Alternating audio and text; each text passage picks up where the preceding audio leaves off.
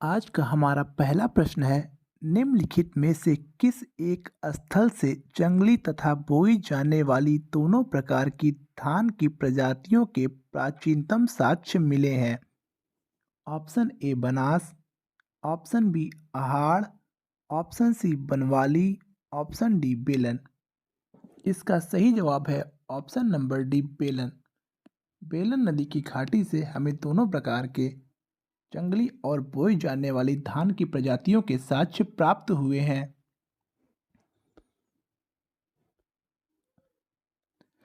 आज का हमारा दूसरा प्रश्न है। शंकराचार्य द्वारा निम्नलिखित में से किस मत को प्रतिपादित किया गया था? ऑप्शन ए अद्वैतवाद, ऑप्शन बी शुद्धाद्वैत, ऑप्शन सी न्याय दर्शन और ऑप्शन डी द्वैताद्वैत। तो इसका सही जवाब है ऑप्शन नंबर एक अद्वैतवाद। आज का हमारा तीसरा प्रश्न है। स्तर विन्यास पद्धति पुरातत्व में समझने के लिए प्रयुक्त की जाती है। ए किसी संस्कृति के विस्तार की सीमा को, बी भौतिक अवशेष के क्रमिक निक्षेप को, सी बस्ती निवासियों की संख्या और उनकी जीवन पद्धति को, और डी दुधारू पशुओं की सांख्यिक संपत्ति को। इसका सही जवाब है ऑप्शन नंबर बी भौतिक अवशेष के क्रमिक निक्षेप को।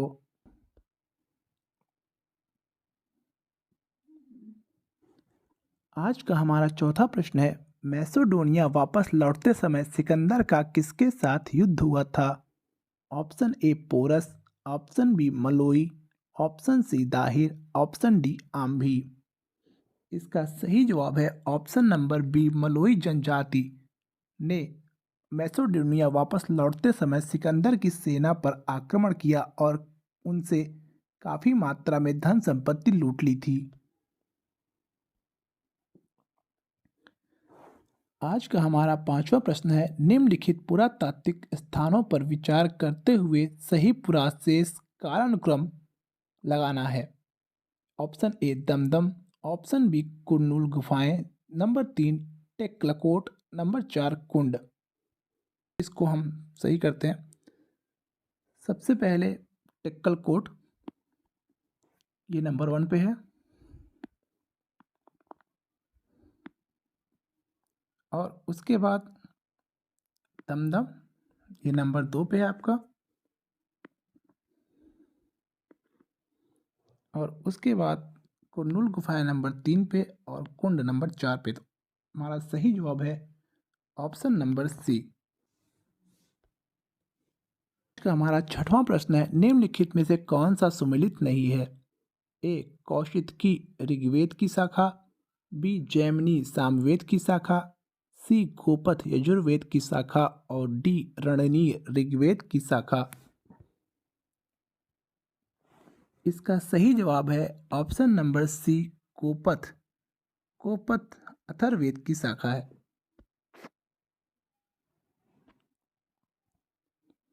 आज का हमारा सातवां प्रश्न है। भारत में पूर्व प्रस्तर युग में अधिकांश औजार किसके बने थे? ऑप्शन ए स्फटिक के, ऑप्शन बी सेलखड़ी, ऑप्शन सी गोमेद, और ऑप्शन डी इंद्रगोप मणि। इसका सही जवाब है ऑप्शन नंबर ए स्फटिक के। आज का हमारा आठवां प्रश्न है। हर्ष के प्रशासन में से किसे विदेश संबंध और युद्ध मंत्री कहा जाता था? ए सिंहनाद, सॉरी ये नाद होगा, option B Kuntal, option C, option B Avanti, option C Kuntala, option D Sumant. Sorry मैंने कुछ ऑप्शंस ऊपर नीचे लिख दिए हैं। इसका सही जवाब है ऑप्शन नंबर बी अवंती विदेश और युद्ध मंत्री होता था। आज का हमारा नौवां प्रश्न है। ग्रीको रोमन साहित्य के सैंड्रो कोट्स की पहचान चंद्रगुप्त मौर्य से किसने की थी? ए टी आर भंडारकर ने, बी अलेक्जेंडर कनिंघम ने, सी आर पी चंदा ने, और डी विलियम जोन्स ने। इसका सही जवाब है option number D William Jones ने सैंड्रो कोट्स की पहचान चंद्रगुप्त मौर्य से की थी। Question number 10। किस स्थान पर राजा भास्कर वर्मन हर्षवर्धन की धर्म सभाओं में शामिल हुए थे? Number 1 Kannauj, number 2 Prayag. इनमें से सही विकल्प चुनना है। ऑप्शन ए केवल एक, ऑप्शन बी केवल दो, ऑप्शन सी एक और दो दोनों, और ऑप्शन डी ना तो एक और ना ही दो। इसका सही जवाब है ऑप्शन नंबर सी, एक और दो दोनों। इन दोनों स्थानों पर हर्ष ने धर्म सभाओं का आयोजन किया और कन्नौज के राजा भास्कर वर्मन इन दोनों सभाओं में शामिल हुए। हमारा 11वां प्रश्न है, सिंधु घाटी स्थल हड़प्पा किस नदी के तट पर स्थित था? Option A Sindhu, B Ravi, C Bipasha, D Jhelum. इसका सही जवाब है रावी नदी के तट पर हड़प्पा स्थित था। अब आपको बताना है कि मोहनजोदड़ो किस नदी के तट पर स्थित था। कमेंट में इसका उत्तर जरूर बताएं। क्वेश्चन नंबर 12, विश्व का सबसे लंबा महाकाव्य कौन सा है? ए रामायण, बी मणिमेखला, सी महाभारत, डी सिलप्पदिकारम। इसका सही जवाब है ऑप्शन नंबर सी, महाभारत।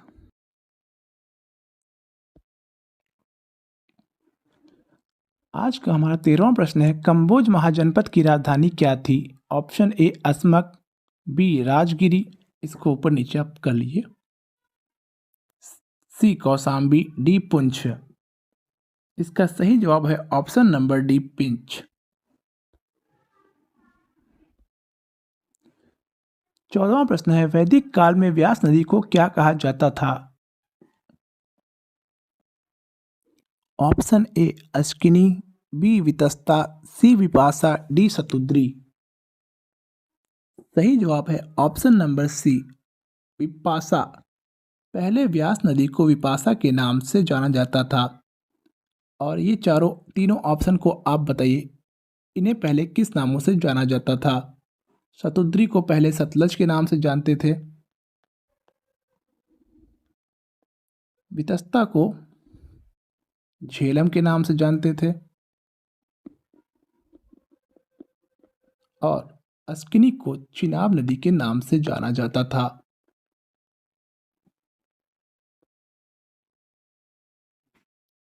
पंद्रहवां प्रश्न है, किस मंदिर को पंचायतन शैली का पहला उदाहरण माना जाता है? ए देवगढ़ दशावतार मंदिर, बी नचना कुठार का पार्वती मंदिर, सी लिंगराज मंदिर भुवनेश्वर, डी सिरपुर में लक्ष्मण मंदिर।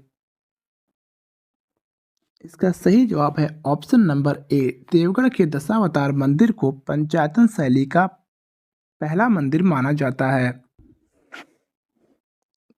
16वां प्रश्न है, तोलक्कापियम के रचयिता कौन थे?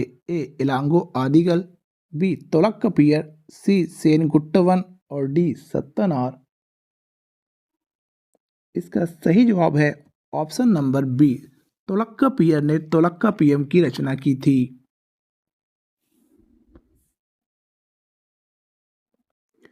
आपको ये बताना है कि मणिमेखले के रचयिता कौन थे। 17वां प्रश्न है, निम्नलिखित में से कौन सी सामवेद की एक शाखा है? पहला कौथमा, दूसरा जैमिनी, तीसरा राणायनी। नीचे दिए गए कूट में से सही विकल्प का चयन कीजिए। ऑप्शन ए केवल एक, ऑप्शन बी एक और दो, ऑप्शन सी दो और तीन, ऑप्शन डी ये सभी। इसका सही जवाब है ऑप्शन नंबर सी, दो और तीन ही सामवेद की शाखाएं हैं, यानी जैमिनी और राणानी। 18वां प्रश्न है, श्रीलंकाई इतिहास महावमाशा के अनुसार किसके प्रभाव में आकर सम्राट अशोक ने बौद्ध धर्म अपना लिया था? ऑप्शन ए Moggaliputta Tissa, option B Sarvakami, option C Vasumitra, option D Nigrodha. तो इसका सही जवाब है ऑप्शन नंबर डी, निग्रोध के प्रभाव में आकर अशोक ने बौद्ध धर्म को अपना लिया था। 19वां प्रश्न है, किसे तमिल कविता का ओडिसी कहा जाता है? Option A Tirukkural, option B Manimekalai, option B Silappadikaram, option D Seethalai Sattanar. Sorry, ये ऑप्शंस लिखने में ऊपर नीचे हो गए हैं। तो इसका सही जवाब है ऑप्शन नंबर सी सॉरी, मणिमेखले। मणिमेखले को तमिल कविता का ओडिसी कहा जाता है और ये शीतले सत्यनारायण जो है शिलप्पाधिकारम के ये रचयिता हैं और इसके रचयिता हैं तिरुक्त देवर।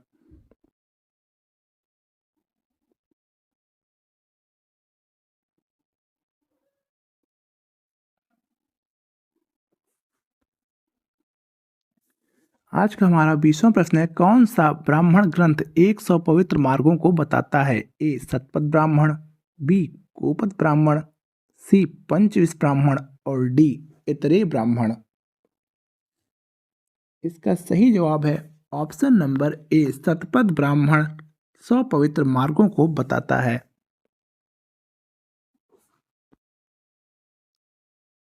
21वां प्रश्न है, गुप्तोत्तर काल के किस हिंदू दार्शनिक ने शिव की भक्ति को लोकप्रिय बनाया? Option A Shankaracharya, option B Madhvacharya, option C Lakulisha, option D Kapil Muni. इसका सही जवाब है option number A Shankaracharya. Shankaracharya ने शिव की भक्ति को लोकप्रिय बनाया। और इससे रिलेटेड आपको बताना है कि कपिल मुनि ने कौन से दर्शन का प्रतिपादन किया, मध्वाचार्य जी ने कौन से दर्शन का प्रतिपादन किया और लकुलिश ने किस संप्रदाय की स्थापना की। देखते हैं कितने लोग इसको बता पाते हैं। 22वां प्रश्न है, इनमें से कौन सा वेद वेद त्रय में शामिल नहीं है? ए ऋग्वेद, बी यजुर्वेद, सी सामवेद और डी अथर्ववेद। ये आप लोग जानते होंगे, इसका सही जवाब है अथर्ववेद, क्योंकि यह सबसे बाद का वेद है, इसलिए वेद त्रय में शामिल नहीं है। क्वेश्चन नंबर 23, जीवन शैली के अनुयायी किस धर्म से संबंधित हैं? ए हिंदू धर्म, बी पारसी धर्म, सी जैन धर्म और डी आजीवक संप्रदाय।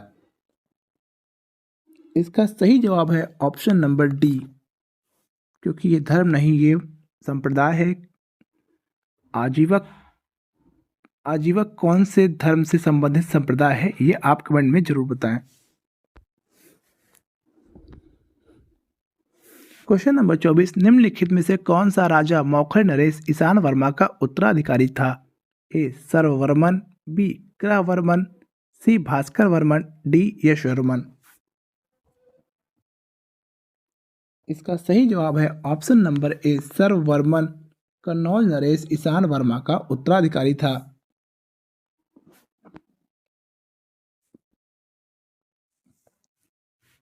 आज का आखिरी प्रश्न है, कौन सा साहित्यिक स्रोत राजा चंद्रगुप्त मौर्य का जैन धर्म से संबंध स्थापित करता है? ए इंडिका, बी दीपवंश, सी परिशिष्ट पर्वन और डी महावंश। इसका सही जवाब है ऑप्शन नंबर सी परिशिष्ट पर्वन। इंडिका मेगास्थनीज द्वारा लिखी गई थी, जो मौर्य वंश के प्रशासन के बारे में जानकारी देती है, जबकि दीपवंश और महावंश बौद्ध धर्म से जुड़े हुए ग्रंथ हैं। इसमें मौर्य से जुड़े हुए कुछ इतिहास शामिल हैं। इसके अतिरिक्त प्रशिक्षित प्रबंध के लेखक हेमचंद्र हैं, जो जैन धर्म से संबंधित थे और उन्होंने ही यह बताया था कि चंद्रगुप्त मौर्य ने अपने आखिरी समय में जैन धर्म अपना लिया था। तो दोस्तों, आपको वीडियो कैसे लगी कमेंट में ज़रूर बताएं। अगर वीडियो आपको अच्छी लगी तो वीडियो को लाइक करें और चैनल को सब्सक्राइब करें।